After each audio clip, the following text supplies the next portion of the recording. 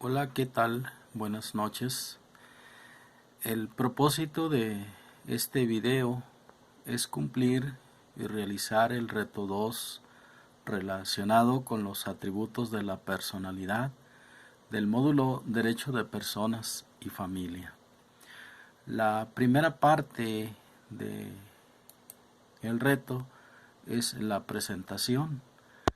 Mi nombre de alumno es Lorenzo Gutiérrez Jiménez. Mi número de matrícula es 220-286. El nombre del reto es Atributos de la Personalidad del módulo de Derecho de Personas y Familia. La licenciatura es licenciatura en Derecho y el nombre de mi asesor es Cintia Montserrat Zacarías López. En la introducción se me pide realizar una investigación sobre los atributos de la personalidad y las actas expedidas por el registro civil. El desarrollo del reto y la investigación es en relación a los siguientes atributos de la personalidad que definiré. El primero de ellos es el nombre. Y según la definición, este atributo puede definirse como las palabras que identifican a una persona a fin de que sus actos individualizados por el ordenamiento jurídico generen consecuencias que le sean atribuidas a ella y a nadie más. Este se establece normalmente cuando se es recién nacido, pero es el más importante de los atributos de personalidad, ya que sin él sería una tarea imposible el distinguir a una persona de otra. El nombre se compone de dos partes que son el nombre de pila y el apellido. Estos últimos solían ser de los padres, anteponiendo el apellido del padre y posteriormente el de la madre. Sin embargo, en muchas legislaturas se permite cambiar el orden de los apellidos y la jurisprudencia permite incluso la adopción de apellidos que no sean los de los padres al determinar que los apellidos no crean un parentesco.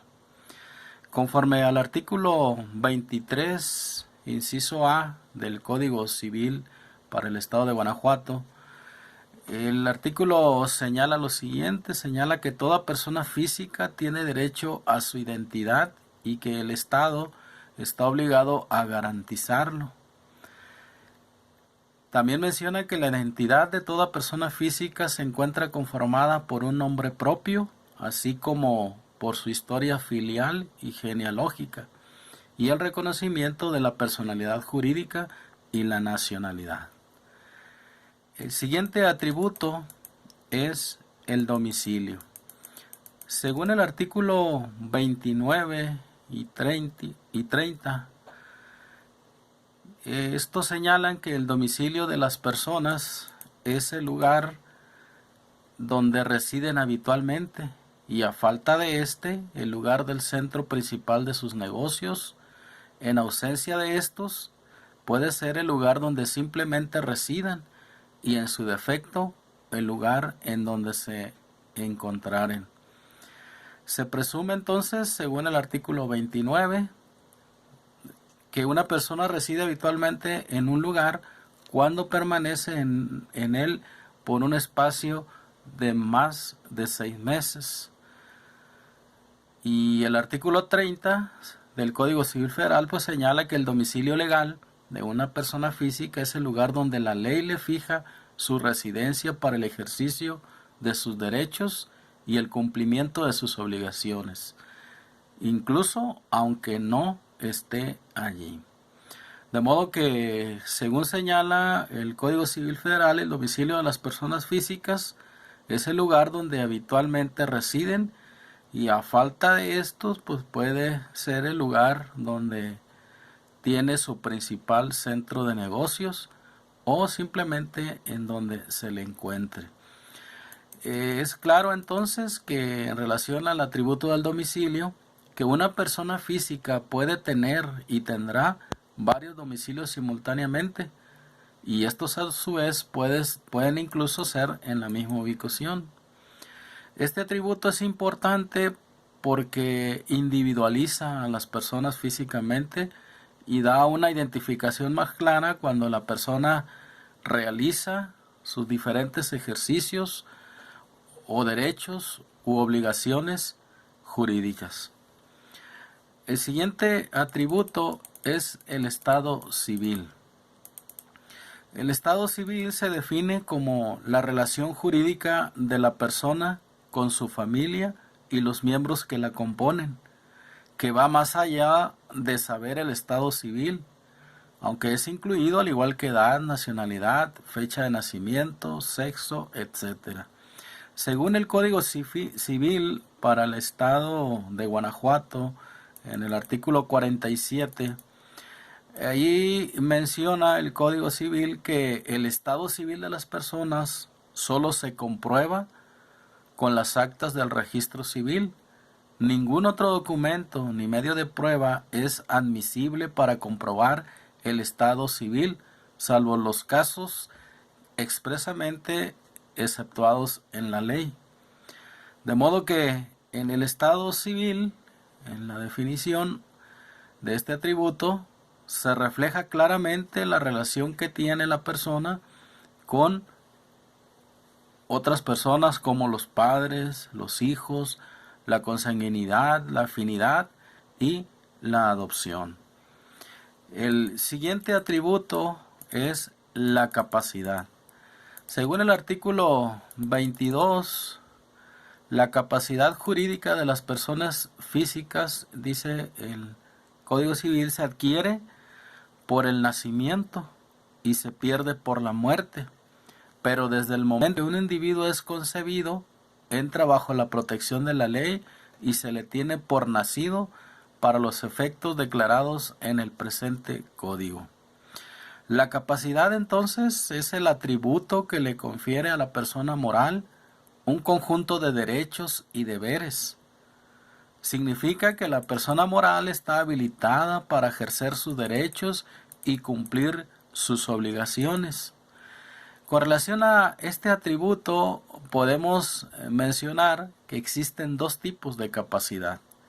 Una es la capacidad jurídica y la capacidad de ejercicio. Cuando se habla de capacidad jurídica, esta es aquella que permite que la persona pueda ser titular de derechos y obligaciones, y esta es desde el nacimiento hasta la muerte. Por otro lado, la capacidad de ejercicio es aquella con la cual puede uno hacer valer sus derechos y cumplir con las obligaciones. Esta capacidad, sin embargo, es graduable, ya que conforme vas aumentando la edad puedes adquirir mayor capacidad de ejercicios. Por ejemplo, al cumplir los 18 años, todo ciudadano adquiere la capacidad de ser escuchado por el Estado al poder votar en las elecciones, sería un ejemplo. Tratándose de personas físicas, es importante notar que la capacidad de ejercicio está sujeta a condiciones propias de los seres humanos, como la edad, las circunstancias, ya sean físicas o mentales.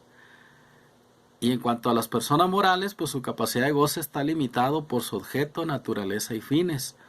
Esto se encuentra en el artículo 22 y 23 del Código Civil de Guanajuato. De modo que la capacidad está regulada bajo estas excepciones que menciona el Código Civil. Como conclusión, se me pide que explique o mencione en qué tipo de actas o actas podemos encontrar dichos atributos.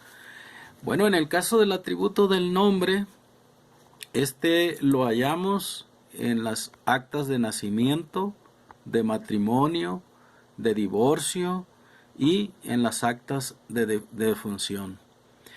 En el caso del domicilio, Este lo encontramos también en las actas de nacimiento, en las actas de matrimonio, de defunción y en las actas de divorcio.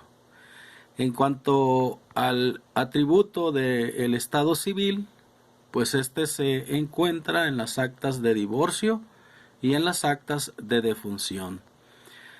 En cuanto al atributo de la capacidad, este lo encontramos en las actas de nacimiento, cuando cambia la circunstancia física o mental de una persona.